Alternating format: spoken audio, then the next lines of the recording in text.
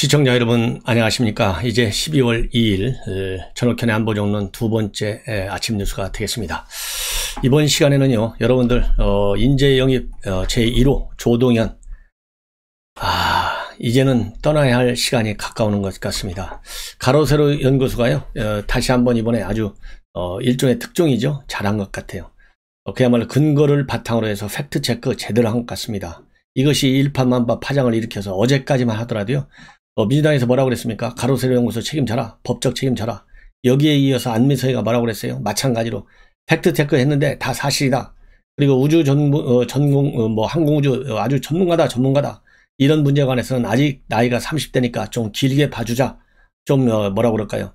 좀 봐줘라. 이런 얘기를 했잖아요.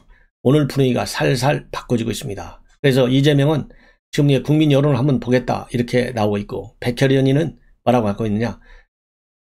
이제 팩트체크에 들어갔는데 그만둬야 될지도 모르겠다. 이런 입장을 내놓고 있어요. 여기에 관해서 집중적으로 제가 보도를 해드리도록 하겠습니다.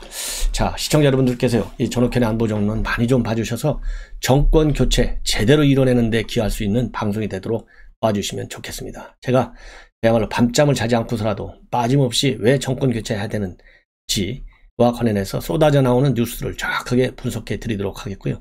저는 서초 갑지역입니다. 고속버스 터미널 인근의 반포동, 모든 반포동, 그리고 방배 본동과 1동 4동 지역이 서초 갑입니다.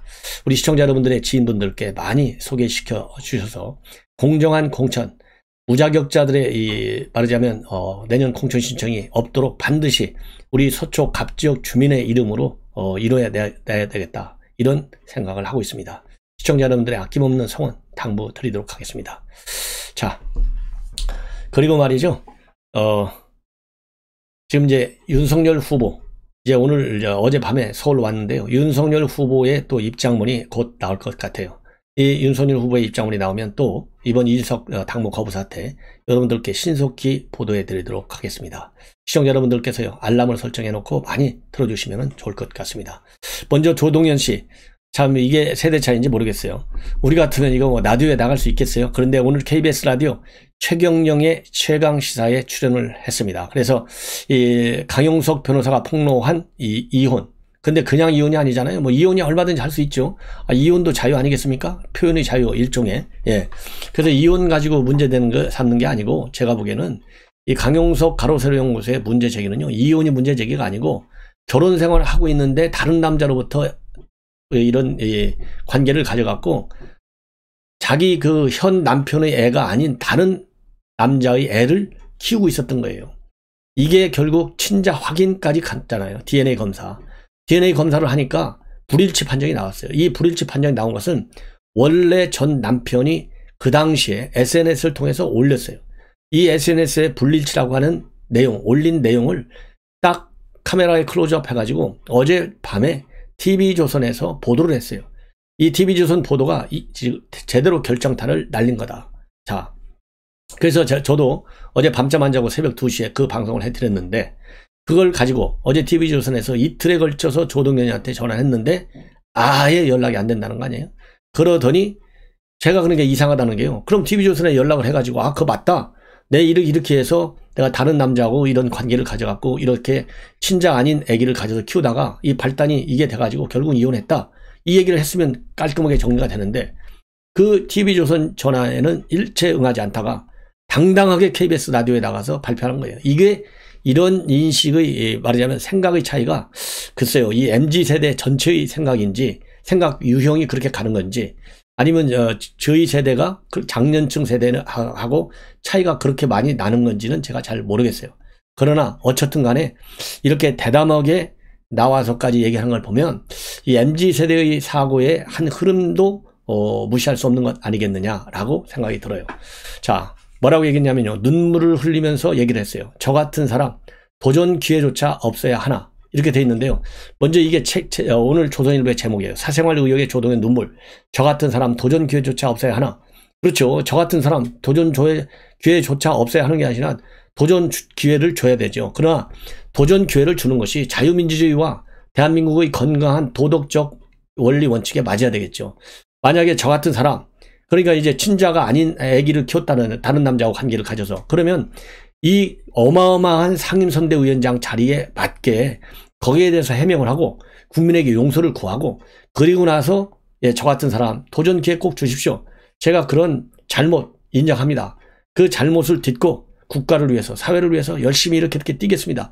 이 절차가 있었어야죠. 지금 이 전말이 잘못된 거예요. 그래서 저도 방송을 해드리는 겁니다. 자, 한마디로요, 마음이 무겁다. 저 개인적인 사생활로 인해 많은 분들이 불편함과 분노를 느끼셨을 텐데 송구스럽고 죄송하다. 이러면서 중간중간 눈물을 흘렸습니다. 그러면서요, 이 사생활이지만 말을 하지 않으면 안 된다. 처음부터 기울어진 결혼 생활을 시작했다. 양쪽 다 상처만 남은 채 결혼 생활이 깨졌고 그리고서 10년이 지났다. 개인적으로는 군이라고 하는 좁은 집단에서 이후에 숨소리도 내지 않고 살아왔고 혼자 했다면 어떤 결정을 했을지 모르겠지만 저는 적어도 지켜야 할 아이들이 있었고 평생 고생하신 어머니를 보살펴야 했기 때문에 죽을 만큼 버텼고 죽을 만큼 일하고 공부했다. 전 남편도 그런 과정에서 다시 가정을 이루고 자녀를 키우는 걸로 알고 있고 저도 현 가정에서 저 둘째 아이 올바르게 키우고 있다. 앞으로도 그럴 거다. 이 부분 당연히 이렇게 딛고 일으쓰려는 강한 의지, 이거는 저는 평가합니다. 이 부분 당연하죠. 누구든지 뭐 실수든 어쨌든 간에 잘못 있을 수 있잖아요. 그 잘못을 또 정상적인 과정을 통해서 반성하고 사죄를 빌고 이러면 되는 거예요. 예. 그래서 둘째 아이 열심히 키우고 있다. 성공시키십시오. 꼭. 그런 측면에서 저는 또 격려를 해주고 싶어요. 예. 그리고요, 자리에 연연해서 이해를 구하고자 말하는 것은 아니다.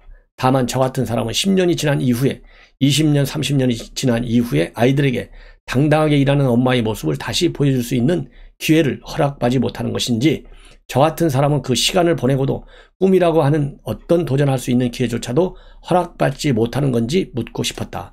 제가 드릴 수 말씀은 여기까지다. 요즘은요, 여기까지가 유행이에요. 여기까지 말을 하는 게 아니고 더 말을 해도 관계없어요. 다 제가 말씀드리는 다시 한번 이렇게까지 자기가 꿈이 크다, 꼭 관철시키겠다. 그러면 자기의 이런 사회적으로 도덕적으로 용인받을 수 없는 행태에 대해서 진실을 국민 앞에 사전에 고하지 않았다. 그리고 사전에 이런 거를 알고서도 만약에 민주당에서 연기 과정에서 덮었다. 그러면요, 민주당의 이 당사자들 국민 앞에 사죄하고 그리고 현재 선대위 측에 앉아있다 하면요, 송영길이 대표직 내려오십시오. 예. 송영길이 뭐라고 그랬어요? 내가 삼고초려해서 모시고 왔다고 했잖아요. 그래서 상임선대위원장 준다 했잖아요. 내려오세요.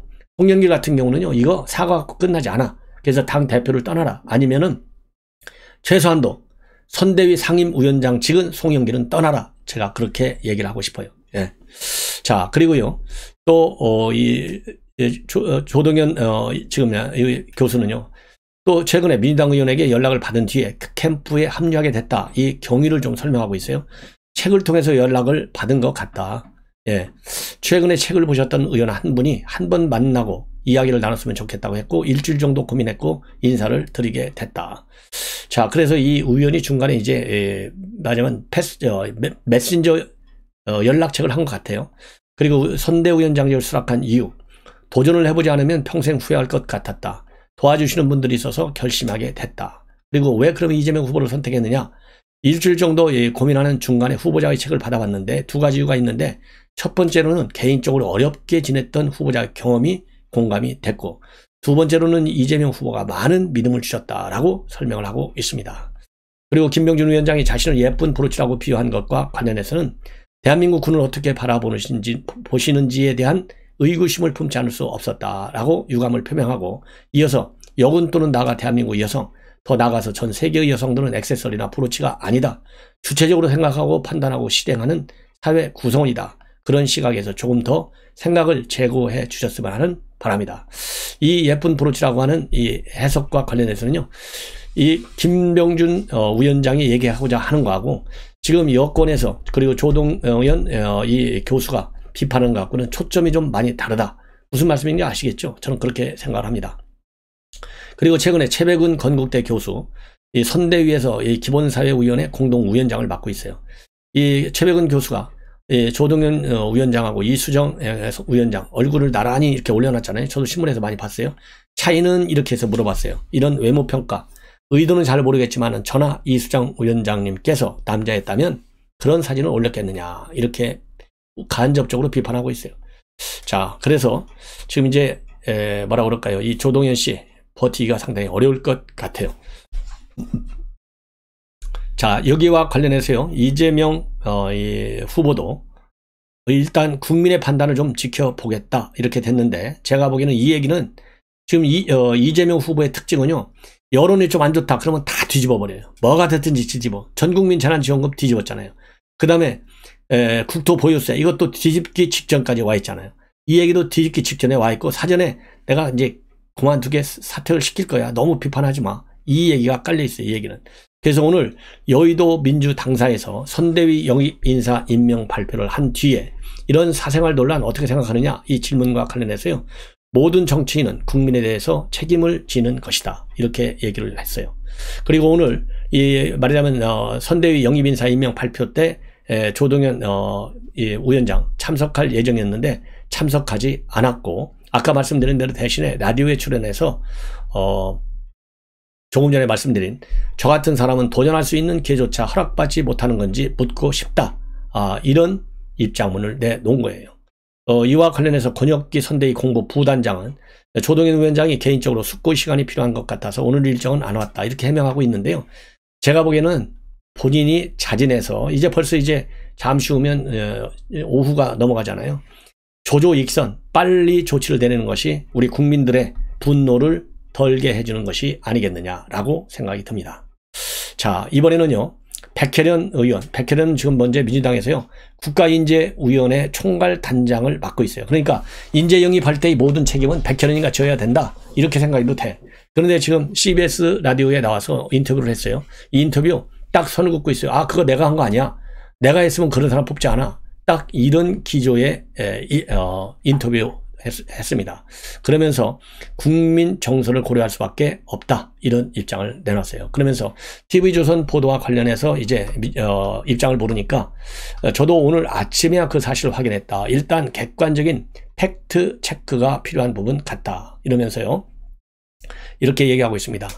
자, 이 얘기는 아까 제가 말씀드린 대로 조동현 씨의 원래 첫 번째 남편이 SNS에 올린 게시물이라고 하면서 TV조선에서 친자 확인 감정 업체가 보낸 메시지에 불일치라고 적혀 있다라고 보도를 했습니다. 이거와 관련해서요, 조 위원장 같은 경우는 저희 인재영입위에서 주관해서 영입을 한 형태가 아니다, 당 선대위 차원에서 당 대표 중심으로 인재영입이 추진됐다, 지금 인재영입위에서 관할하는 사항은 아니다, 그래서 내 책임은 아니야, 그건 송영길가 책임져야 돼, 이 얘기를 지금 하는 거예요. 그럼 송영길 대표도 이미 지난달 30일 날 페북에다가 아주 당당하고 자랑스럽게 선거 초래를 했다, 저와 함께 이번 대선을 진두지휘할 것이다, 이런 입장문을 올린 바 있어요. 근데 이렇게 당당하게 30일 날, 오늘이 이틀밖에 안 됐어요. 근데 그 글 벌써 삭제해버렸어. 삭제했지만 우리 머릿속에는 남아있는 거예요. 자, 그러니까 이 TV 보도 전에도 여러 소문이 돌았기 때문에 당사자에게 팩트 체크 과정을 거쳤을 줄 알았는데 아직도 사실 확인이 안 된 거냐 이렇게 진행자가 물으니까요, 이 백혜련 의원이 인재영입위에서 하지 않고 있기 때문에 본인이 얘기하기는 굉장히 어렵다, 어쨌든지 간에 팩트 체크를 하고 있다고 들었다. 만약 그러면서요, 이 팩트 체크를 해서 사실로 밝혀진다면 당 차원에서 조치가 있겠느냐라고 질문을 또 하니까, 사실 우리나라 정치는 개인적인 사생활 부분을 공적인 부분과 결부시키는 면이 강하다, 그 문화가 올바른 것은 아니라고 보인다, 국민 정서를 고려할 수밖에 없지 않나, 저는 그렇게 생각한다 라고 밝혔어요. 이 얘기는 결국 정리할 것이다 이런 얘기나 마찬가지예요. 그리고 자, 진행자가 또 혼외자와 관련된 문제이기 때문에 아무리 사생활 영역이라고 하더라도 사실임이 밝혀진다면 당에서 그에 대한 여론을 살피고 대응하는 조치가 따를 수밖에 없다고 정리하면 되겠느냐, 네, 개인적인 생각입니다 이렇게 얘기했는데요, 당연히 개인적인 생각이라고 얘기하겠죠, 판문을 감안해서. 자, 이렇게 꼼수로 숨지 말아라, 저는 그런 얘기를 하고 싶어요.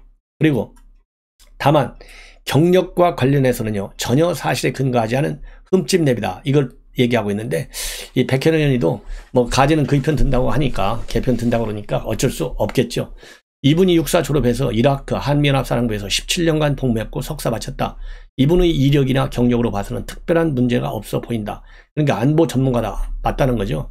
안보 17년 근무했으면 기간적으로 보면 전문가 될 수 있는 이 기간은 충분합니다. 그러나 안보 중에서 어떤 부분에 대해서 얼마만큼의 전문성을 가지고 있느냐, 이거는 이제 이렇게 자랑을 했으니까 우리 국민이 심판을 제대로 하면 돼요. 그래서 안보 문제에 관해서 한번 뭐 토론을 하든가, 예, 해야 신뢰가 할 수 있을 것 아니겠느냐. 지금 겉으로 드러난 이라크와 이 한미연합사의 정보장교 이거 하나 갖고서 안보 전문가다? 글쎄요. 그러면 대한민국 군인의 한 절반 이상은 전문가예요. 제가 보기에. 예. 그러면서 말이죠. 이분의 이력이나 경력으로 봐서는 특별한 문제가 없다. 이렇게 잘라말하고 하고 있고요. 그 다음에 한국항공우주연구원에서 일하시는 분의 글을 봤는데 그분 말씀이 여러 항공과학자들에게 정책 용역 과제를 줬는데 그중 가장 깔끔하고 완벽한 용역 과제를 수행한 분이 바로 조 위원장이었다는 내용이 있더라. 그러면서 능력면에서는 흠잡을 데가 없다. 자, 능력면에서 흠잡을 데 없어? 글쎄요. 이거 뭐 1, 2년, 2, 3년 항공우주 공부해가지고 전문가적 지위에 오른다? 저는 동의 안 합니다. 예. 자, 그리고요, 이 라디오 조동현 위원장, 오늘 이제 아까 말씀드린 대로 라디오 인터뷰를 통해서, 이제, 그 자초 지정을 조금은 얘기했고, 그 다음에 이 언론에서 지금 보도되고 있는, 뭐라고 그럴까요? 이 의혹들, 사실상 인정한 거나 거의 마찬가지가 아니겠느냐. 예. 자, 그래서, 이 의혹 제기 대부분이 이제 사실인 것으로 확인이 된 상황이다. 이렇게까지 정리를 하셔도 될 것 같습니다. 자, 이제는 마지막으로요. 이재명 기본소득 이것도 뒤집을 것 같아요. 뭐라고 얘기했느냐? 확신하지만 국민 반대하면 강행하지 않겠다. 야, 이런 사람이 어떻게 대통령 후보를 나옵니까? 네? 자, 이거 정말 시청자 여러분 어떻게 생각하세요? 이거 뭐 진보 진영이든 보수 진영이든을 떠나서 국민들의 여론조사 해갖고 60%가 넘어가면 다 뒤집어 버려요. 이거 공약 만든 사람 누구예요? 이런 공약 만든 사람들을 말로만 강행하지 않겠다 이렇게 하지 말고 전국민 재난지원금 주장한 학자 전문가 선대위 캠프에 있을 거 아니에요. 이 사람 실명을 밝혀라. 예. 그 다음에 기본소득 마찬가지로 실명을 밝혀라. 그 다음에 국토보유세 마찬가지로 실명을 밝혀라. 그러니까 기본소득, 전국민 재난지원금, 국토보유세 이 지금 쟁점이 되고 있는 이 세 가지에 관해서 이 공약이 확정되기까지의 경로 반드시 저는 밝혀라. 그리고 그 사람들 전부 선대위에서 전부 제거시켜라. 탈퇴시켜라. 그러지 않고서는 이재명이의 정책관, 정책 결정 능력과 집행 능력 굉장히 위험스럽다. 이런 사람이 정권을 잡으면 나라가 어디로 가겠어요. 문재인 대통령은 되지도 않는 소득주도 성장 정책, 친 김정은 정책, 친 시진핑 정책 5년 내내 가가지고 나라를 이렇게 망신시키잖아요. 우리가 한 번 속으면 되지 두 번 속을 이유가 있겠어요? 그래서 지금 이재명이가 말이죠. 이 기본소득공약과 관련해서 국민을 설득하고 토론하되 국민의 의사에 반해서 강행하지는 않겠다. 그러면요. 이거를 대장동 사태에 저는 대립하고 싶어요. 국민 대부분이 대장동 이재명에 특히 의혹이 있다. 특검 가라. 이게 국민의 명령이잖아요. 그러면 이거는 받아야지. 왜 대장동은 국민 여론 안 받고 기본소득은 국민 여론 받습니까? 이거 이재명이 정신 제대로 들은 사람이에요? 그래서 오늘 여의도 민주당사에서 한 얘기인데요. 국민이 반대하면 기본소득을 하지 않겠다라고 하는 인터뷰, 이 질문을 받고 공약을 철회한 것이 아니다. 이 정책에 대해 확신하고 미래사회에 필요하다고 생각하지만 국민들이 오해하고 이거 국민 수준을 뭘로 보고 국민들이 오해해요. 국민 머리가 이재명 머리 못 따라가겠대요? 거짓말하는 머리는 국민들이 못 따라가지. 그러나 그 거짓말하는 머리 이외에는요. 이재명 머리 우리 국민 평균 이상이 다 따라간다고 저는 자신 있게 말씀드리고 싶어요. 왜 이게 문제가 되냐면 지난 1일자 국민일보 인터뷰에서요. 기본소득 정책도 국민들이 끝까지 반대, 제 임기안에 동의를 받지 못한다면 추진하지 않겠다. 공론화하고 토론한 뒤에도 국민들이 끝까지 동의하지 않을 경우 하지 말아야 하는 것이 민주주의다. 그러면서도 국민들은 설득할 자신이 있다. 이렇게 또 꽁무니를 빼고 있어요. 그러면서 어떤 정책이든 국민이 원하고 필요한 정책은 실현할 것이고 그런 국민에 꼭 필요한데 국민이 원하지 않는 경우도 있을 수 있는데 그건 오해이기는 하지만 그럴 때는 국민의 뜻을 우선 하겠다. 참 알다가 무슨 얘기를 하려고 하는 건지 알 수가 없어요. 그래서 제가 그대로 여러분들께 직접 인용해서 보도해 드리는 거예요. 기본소득은 현재 아동수당으로 반영돼 있고 박근혜 후보가 지난 대선 당시에 65세 이상 모두에게 20만 원 주겠다고 공약한 게 있는데 그게 부분 기본소득이다. 앞으로 청년이나 농민 계층에 대한 부분 기본소득은 당연히 보편 복지 형태로 시행이 돼야 한다. 다만 전국민 상대의 보편적인 기본소득은 재원 마련 문제가 있기 때문에 위원회 등을 통해서 국민적 합의를 거쳐서 국민이 동의할 때 실제 정책으로 집행하겠다는 것이다. 뭐 부분 기본소득이 있고 그 다음에 또 이 보편적 기본소득이 있고 이렇게 말을 갖다가 자꾸 붙이는 것 자체는요, 이 공약, 이 정책이 완벽하지 않다는 거예요. 뭘 뭐 보편적이 있고 뭐 기본적인 거 있고, 말 자체가 너무 어려워. 딱 하면 퍽하고 우리 국민이 알아들 수 있는 쉬운 정책을 내놔도 국민이 알아먹기가 어려울 수가 있어요. 근데 말이 되지 않는 정책을 갖다가 말로 거짓말로 포장을 해서 국민들을 말하자면 기만하려고 그러니까 기만 당하지 않으려는 국민 입장에서는 필요하잖아요. 이런 건 안 되겠다. 그리고요, 이 전국민 재난지원금 추진했다가 철회했잖아요. 이거와 관련해서는 또 뭐라고 해명을 하고 있냐면, 내년 예산 심의 과정에서 이례적인 안건이었는데 절차상의 어려움이나 정부 입장을 고려해서 이례적인 지원을 처리한 것이다. 전국민 재난지원금이 경제 정책으로 매우 유용하고 선별 지원은 효과가 없다. 이게 얼마나 또 꽁무니 패고 또 꼼수로 도망가고 있어요. 참 치사한 것이죠. 이런 걸 보면. 향후에도 경제적으로 정책 효과가 큰 지역화폐나 전국민 재난지원금은 추진되어야 한다. 전 세계의 재정 지원과 비교하면 우리나라의 재정 지원은 5분의 1이나 3분의 1도 채 안 되는 아주 소액으로 앞으로 추가로 재난지원금 지원이 필요하다. 자, 이런 이재명이 우리가 절대로 뽑아서는 되지 않아요. 더군다나 어떤 문제가 있느냐, 여러분도 아시다시피 이재명의 기본소득을 비판한 제주대학의 이상희 교수 어떻게 됐죠? 8개월 자격정지를 당했어요. 이게 대한민국 민주당의 실체입니다. 이상으로 본 방송을 마치겠습니다. 시청자 여러분들의 이재명에 대한 강력한 심판 적극 저는 권고 드리고 싶습니다. 여러분들 많은 성원 부탁드립니다. 감사합니다.